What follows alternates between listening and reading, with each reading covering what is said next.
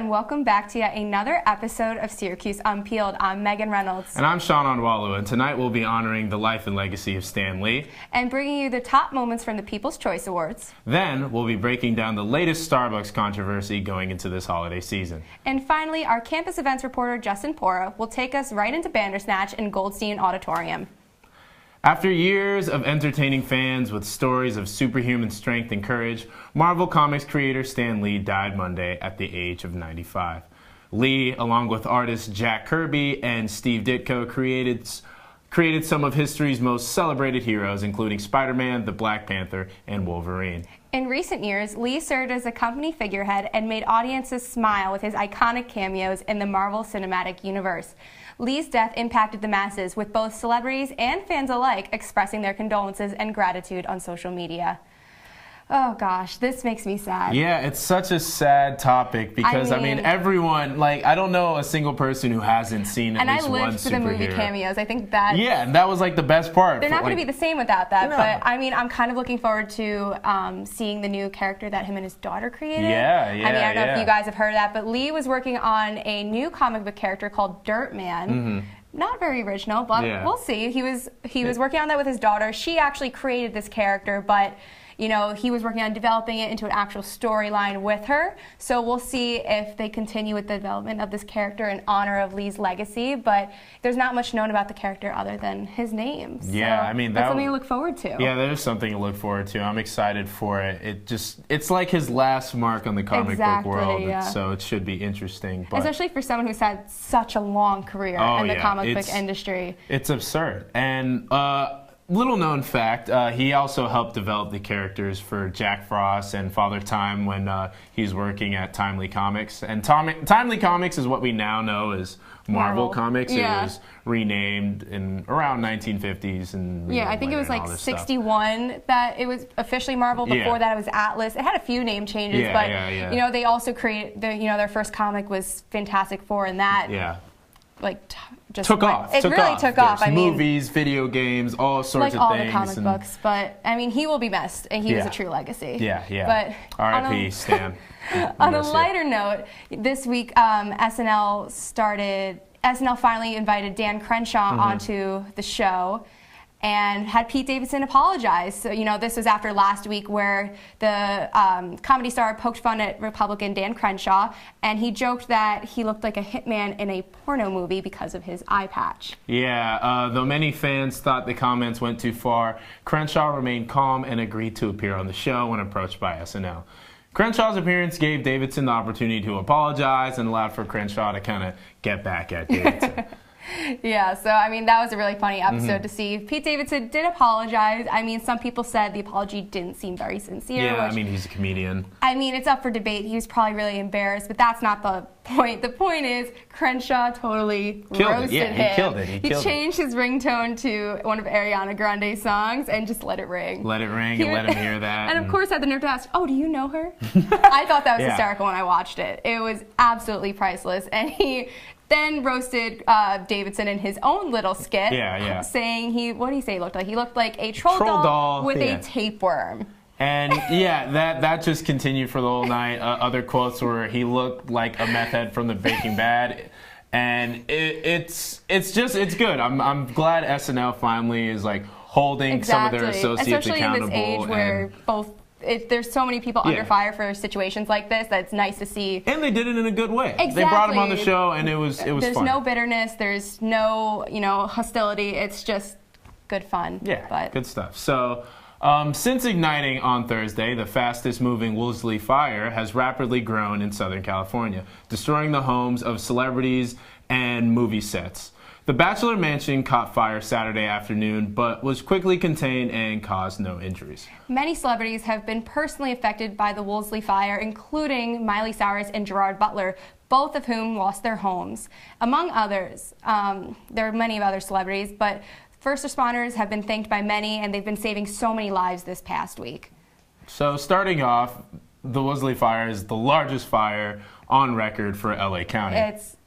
Yeah, this is just a tragedy that's actually happened. But the lighter note of this, which everyone can kind of laugh at, is that Kim Kardashian and Kanye West hired their own private firefighters to ensure that their home was safe. It's like weird and kind of messed up because it's like if you're not rich, you can't pay for firefighters to stand in your backyard. But also, where did they find them? I'm really curious. I know you tried to do a little bit of research on that, but you couldn't find them. It's like with insurance companies and all that stuff, it's weird. But I mean, for those of you that don't know, I am from Los Angeles, and luckily for me, all my family and stuff is safe. And for those who don't know, typically fires break out every year, but none of this capacity or magnitude. There's been a lot recently too. Devastation. I feel like. Yeah, every year it gets like, I think more and more the news coverage has grown throughout the years, but none even as close as to this fire, and it's kind of absurd. Luckily, my family's not in the fire path at all, but just looking at it, it's crazy. It's crazy. There's been so much destruction. There's also been so many animals that have displaced as well. I don't know if you've seen any of the photos, but there's zoos that have been abandoned. Giraffes somehow abandoned. Yeah. That was the picture of that giraffe. There's like a vineyard near the area that claim they evacuated all their animals, but then it's kind of hard to hide a giraffe. So I was going to say they left a pretty big animal behind. When pictures of that kind of broke out, a lot of people were not happy with the vineyard. I mean, I wouldn't be either. All that stuff. That was a big thing. People not knowing what to do with their pets. Like, so people would just leave them at the beach and get out of town, and it's kind of like pets are a part of your family too. You can't just. I mean, not everyone sees it like that, but. The fires, I mean, hopefully they'll get it under containment soon, but all we can do is keep watching the news. And hope, yeah. So up next, Meagan Fitzpatrick breaks down the biggest moments from the People's Choice Award. Don't go anywhere. Patriotism. It inspires passionate debate. It's worn like a badge of honor with good reason, because it means love and devotion for one's country. But what really makes up this country of ours? It's the people. To love America is to love all Americans. This year, patriotism shouldn't just be about pride of country. It should be about love. Love beyond age, sexuality, disability, race, religion, and other labels. Because love has no labels.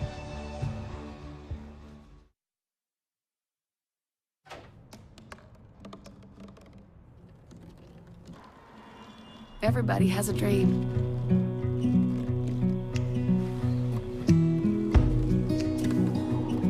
Mine was to see the ocean. And with a little help, I made it.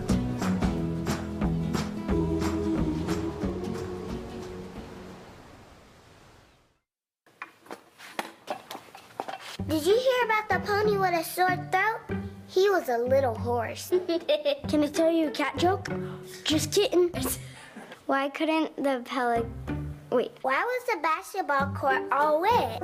Why? Because the players kept dribbling all over it. Where did cats go on vacation? New York.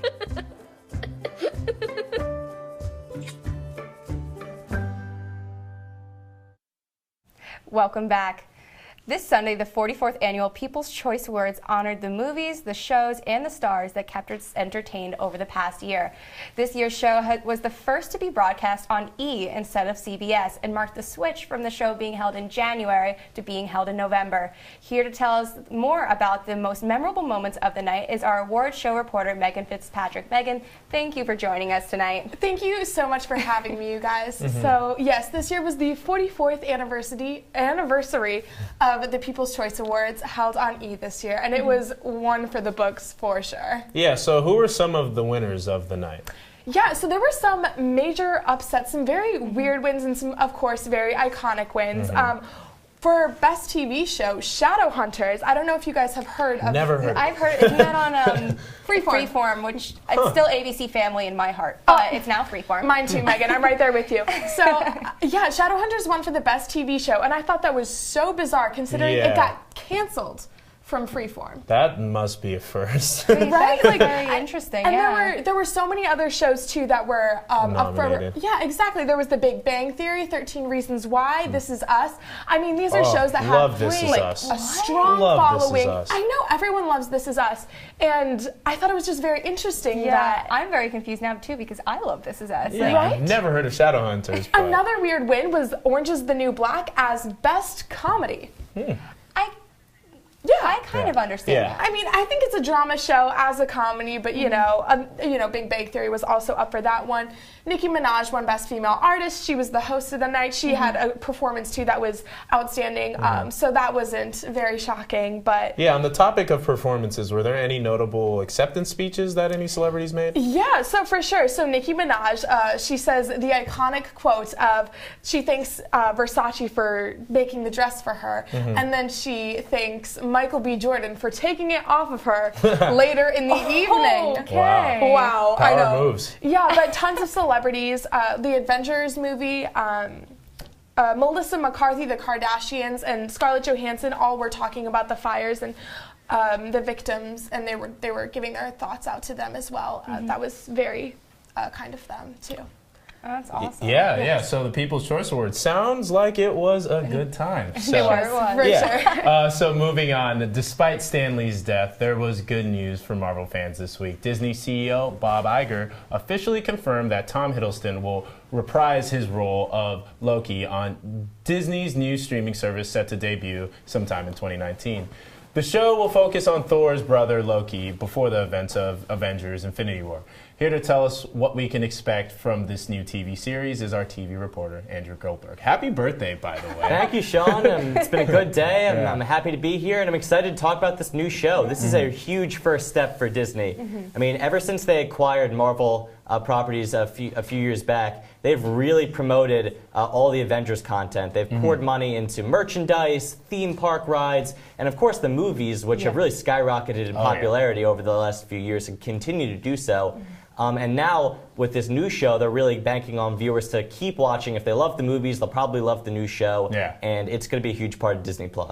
So out of all the characters in the Marvel Cinematic Universe, why do you think Disney decided to go with a Loki TV show? Well, it is an interesting choice because Loki is technically a villain. I mean, when he first popped onto the big screen in the first Avengers movie, he was known as Thor's evil brother. And, you know, people really didn't like him at the time, but over time with some of the newer movies, people have gotten to see some of the different sides of Loki. And I think he's one of the most complex characters in the Marvel Universe. And I think the show is really going to take a look at his background, his origin story, and what his motivations are. So there's a lot to go with there. Plus, you got Tom Hiddleston, a great young actor, who's going to be a building block for them for a long time. Yeah, so how do you expect this show to fit in with the rest of Disney's streaming plans? So Disney is really invested in their intellectual property, and they're making Monsters, Inc. spin-off, a High School Musical reboot, which I know a lot of people are looking forward to. Yeah, money maker. Right, and like I said, Marvel's been a huge cash cow for them for a long time, so it only makes sense to keep pouring money into Marvel and to produce. They're going to make a few Marvel TV shows. There are rumors for a Scarlet Witch project, so people, if they're Marvel fans, they have a good chance to see some of these coming up. Yeah, yeah, that's perfect. Marvel and Disney surely do know how to make money. So after the break, Joyce Kim will tell us how Dinosaur BBQ can make your Thanksgiving a little bit easier.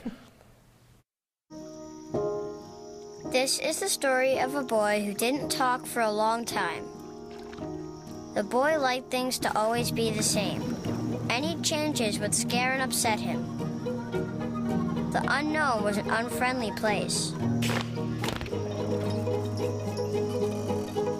The boy was very sensitive to lights and sounds. So he built secret hiding places where they couldn't get in. The boy didn't like looking people in the eye. He wasn't trying to be mean, it just made him feel uncomfortable.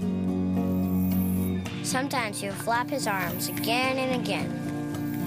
One day I found out I have something called autism. My family got me help. Slowly, I found my voice and learned all the ways I could live with it better. Early intervention can make a lifetime of difference. Learn the signs at autismspeaks.org. Le'Veon Bell will not play for the Pittsburgh Steelers this year. In order to play the rest of the season, Bell needed to make a decision Tuesday afternoon to return to the Steelers organization. Bell chose not to show up, making him ineligible to play at all this year. Bell says the team and his agent failed to negotiate a contract both parties could agree on. Here to give us some more on Bell's response to the situation is our sports reporter, Chris Sachi. How's it going, Chris? Good. Thanks for having me, guys. And just imagine, being an athlete or being at any profession, you're at the top of your game. He's 26 years old, and then just not playing an entire season or not doing an entire year of work. Yeah. So it's really a lot coming into the situation. It all comes down to money, which is a lot of teams come down to these days. But Le'Veon Bell, he came into the season in a 1-year, $14.5 million franchise tag, as the NFL teams can do. So it's a 1-year agreement. The second year in a row that the Steelers try to put this on him, which means he can't go into free agency. He can't go into the open market where he'll make the most money. He's got to play under the franchise tag. So another wrinkle with that is if he's on the franchise tag, the Steelers can play him as much as he wants. He led the league in total touches last year, getting the ball as much times as any player in the NFL. So if he gets hurt, they're done with him. He's just franchise tag. It's not a multi-year plan, so that's why Bell's sitting out. He wants to not be used up maybe as much and try to get his value next year in the open market instead of being controlled by the Steelers. So how is he letting out his feelings on this situation? I mean, it's 2018, and naturally, just like everybody who's going through some feelings, he's going to do it on social media. He's got a lot of tweets just from the recent past that are getting a lot of people mixed up. His first one, he endorsed his running back, James Conner, his replacement, James Conner, rookie coming out of Pittsburgh last year, and he's actually been almost as good as Bell at his peak form. So this first tweet, damn James, he's really been advocating for him all season, which is actually a pretty good sign. He's supporting his teammate. He voted for him in the All-Pro this season. And next he had a farewell Miami. He was training in Miami, and this got Twitter, NFL Twitter, lit up. Everyone thinks, is he coming back? Is he coming back to the team? Of course, that ended up not happening by his deadline yesterday. And there was also the infamous upside-down tweets. Just about everyone has an opinion, he says, and then the next one, maybe everyone's judging me. So there's a lot going on here, but as we'll see, he had some past tweets that may be even worse. I mean, you know what they say, if you don't show up, can they really fire you? Clearly they could. Yeah. But moving on, this past week, our city reporter Joyce Kim went to Dinosaur BBQ to find out how you can leave the cooking to them this Thanksgiving. So let's take a look. Thanksgiving is a holiday to get together and spend quality time with your family while enjoying a delicious meal. Unfortunately, however, it can be a lot of work. The preparations, all the time leading up to it, it's pretty time consuming. Many people spend too much time in the kitchen and not enough time with their loved ones on Thanksgiving holiday. Dinosaur BBQ, however, may have come up with an easy solution to that problem. Unlike the foods that are usually on their menu, Dinosaur BBQ is now bringing turkey to your homes this Thanksgiving. Their holiday special includes a pit-roasted turkey with homemade sides. Managing partner at Dinosaur BBQ, Susie Stein, says it can make Thanksgiving a lot easier. You really just don't have to have the hassle of going to the grocery store and prepping and all that kind of stuff, so you still get a home-cooked meal. You just didn't have to do all the hard work. Dinosaur BBQ prepares the turkey halfway so that customers can easily finish it off in the oven in the comfort of their own home. This holiday special especially appeals to those who live alone and only have to cook for themselves. I'd rather have a dinosaur, you know what I mean? Save me a lot of trouble, you know what I mean? So, it's only me and my dog anyway, so, I'd rather have dinosaur. You can place an order over the phone or by emailing syrcatering@dinobbq.com. The last day to order is Monday, November 19th, and you can pick up your order anytime from November 20th to the 21st. That way, your Thanksgiving can look a little more like this. Reporting from Syracuse, I'm Joyce Kim, Syracuse Unpeeled. Wow, so that looks really delicious. Yeah, so where did they come up with this idea? So I found out that on Tuesdays they actually serve turkey. It's called Turkey Tuesdays, and they were thinking about it and decided how profitable would it be if we served turkey on Thanksgiving, especially because so many people just cooking the meal, preparing it, or going grocery shopping takes so much time. Yeah. If they prepared the turkey and did it in a way that people could take it to go and just pop it in their oven, that way the house would still smell like Thanksgiving, and it was just like a smart business idea. Yeah, it just makes things easier for people who don't need all that work. Exactly. It's a whole ordeal. It takes all day, and that way you could spend more time with your family as well. So, of course. Yeah, best of both worlds. Exactly. But coming up, Brooke Stevenson tells us why Starbucks holiday cups are back in the news. So stick around, Unpeelers. Looking for these? You drive buzzed. It could be one very expensive ride. First, you gotta make bail.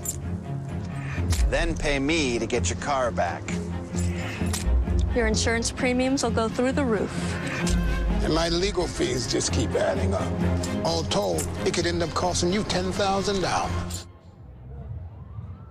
Buzzed, busted, and broke. Because buzz driving is drunk driving.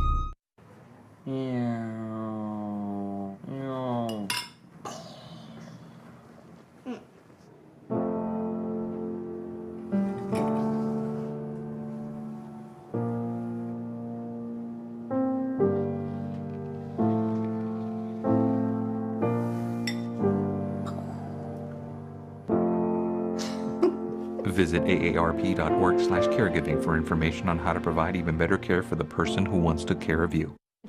Welcome back.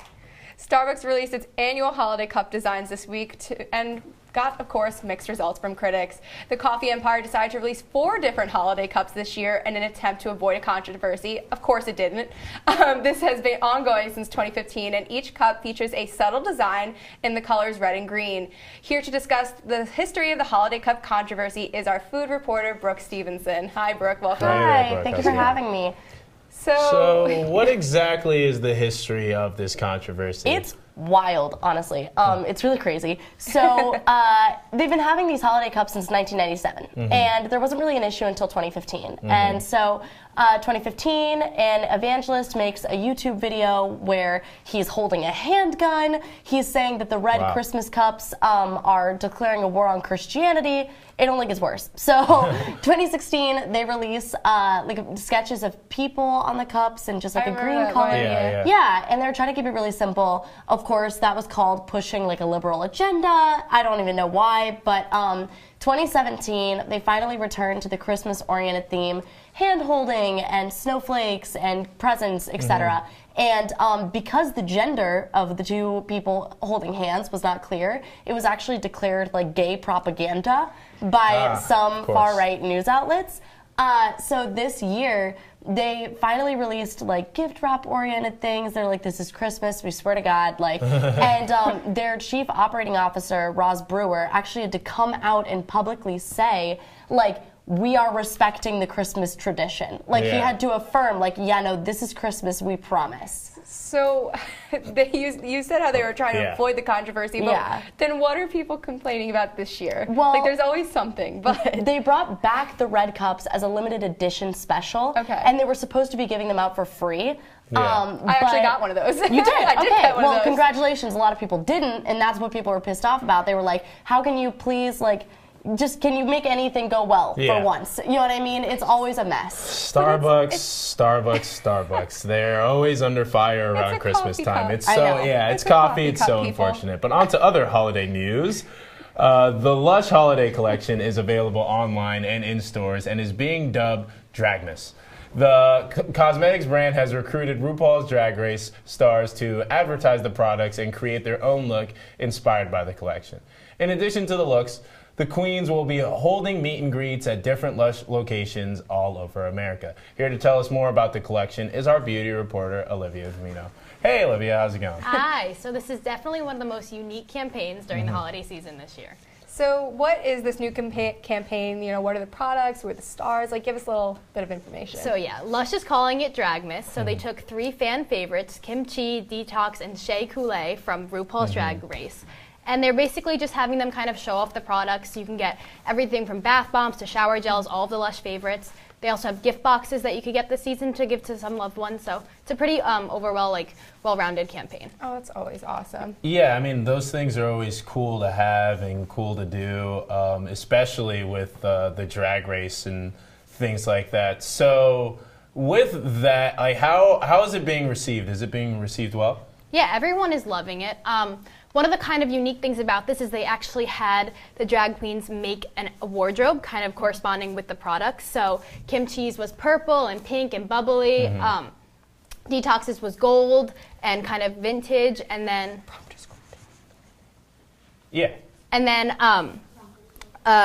Shea Coulee's was whimsical and red, kind of inspired by candy canes and stuff like that. Oh. Yeah, that sounds awesome. That sounds awesome. I mean, Lush is really trying to integrate, you know, everything, all their stories into this campaign. So how is that working? You know, how are they doing that? Yeah, they're really trying to push this to the stores this year and really kind of trying to make it more engaging with the fans of these people. So they're having meet and greets in stores. They're having showcases in the stores where people can actually go in and see them and meet them. And it's going to be a lot of fun. Sounds like a phenomenal plan. So when we come back, Justin Pora brings us a live look at University Union's Bandersnatch series. Stay tuned. Not that hard. My big man fingers are having a problem with these little tiny buttons. Whoa, watch it there. Your blood pressure's gonna go through the roof. Tell me about it. I'm trying to learn how to get it down. Instead, it keeps going up. High blood pressure can increase the risk for heart attack or stroke. Learn how to keep yours at a healthy range. Ever hear of voice command? Just say text barbershop to 97779. That's not what I said. Just give me that. Now my blood pressure's up.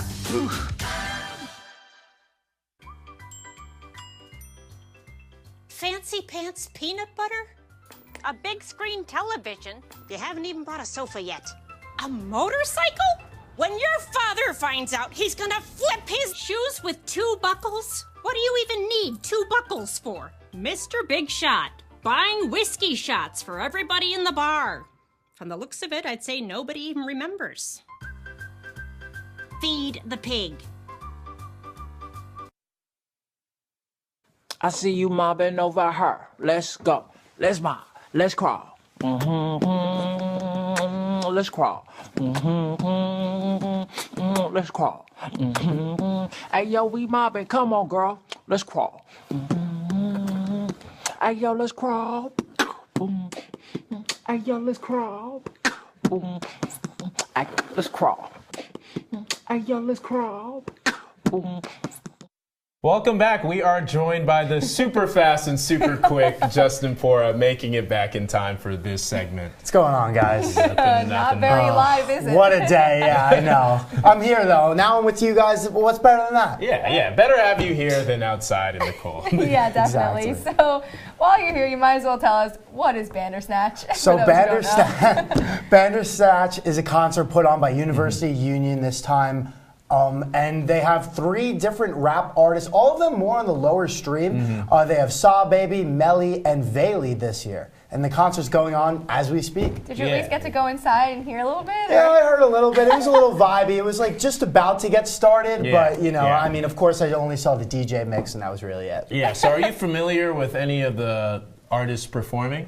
Well, Saw Baby is starting to really get on the scene now. I mean, he's very popular because of his song Pull Up With a Stick, and that was remixed by T-Pain, Wiz Khalifa, and Fetty Wap, so that's why that song's on a pretty high mainstream. Vayli just recently signed with Good Music, and then we have Melly, who went viral thanks to her Bodak Yellow remix, and that's why she's on the scene now. Yeah, okay, awesome. Perfect. Yeah, I know, those are great songs. Yeah, so are there any artists coming out with any new songs that maybe fans will be excited to hear? Or they're all pretty low stream? Well, yeah, mostly low stream. I mentioned the big songs that they all like to get used to. But with Saw Baby, Outstanding, featuring 21 Savage, is one of his most popular songs. You have Vayli with the song Womp Womp, had 11 million views on Spotify. It was streamed 11 million times, excuse me. And, you know, that's what all the fans there are really getting pumped to see, because they all know who they are. You know, low stream rap fans are usually the best fans. They know everything, and they love it. They're more of the hardcore fans, the ones that really ride for those kind of artists. And real quick, you were there for a little bit. Atmosphere, how was it with the lighting? It was very vibey. I mean, we didn't see what was going on really because it didn't start, but it looked like a good time. Yeah, that's perfect. That's perfect. Okay. Well, that's all we have time for tonight. I'm Meagan Reynolds. And I'm Sean Onwualu. Have a great night and a happy Thanksgiving.